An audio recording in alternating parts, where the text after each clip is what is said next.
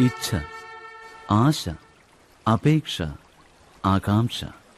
മാനവവംശത്തിന്റെ നിലനിൽപ്പ് ഇവയിലൂടെയാണ്. അങ്ങനെയല്ലേ? ആരെങ്കിലും നിങ്ങളോട് നിങ്ങൾ ആരാണെന്ന് ചോദിക്കുകയാണെങ്കിൽ നിങ്ങൾ നൽകുന്ന മറുപടി എന്തായിരിക്കും? ചിന്തിച്ചു നോക്കിയാലും.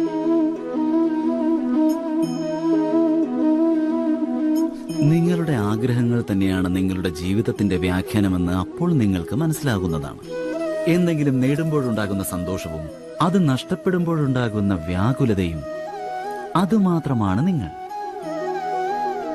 മനുഷ്യർക്ക് ജരാനര ബാധിച്ചാലും മരണം കൺമുന്നിൽ വന്നു നിന്നാലും മോഹമെന്ന മായാജാലത്തെ മനസ്സ് കൈവെടിയുന്നില്ല. ആഗ്രഹങ്ങൾ അവരെ തുരത്തുകയാണ്. എപ്രകാരമെന്നാൽ വേട്ടക്കാരൻ ഇരയെ തുരത്തും പോലെ.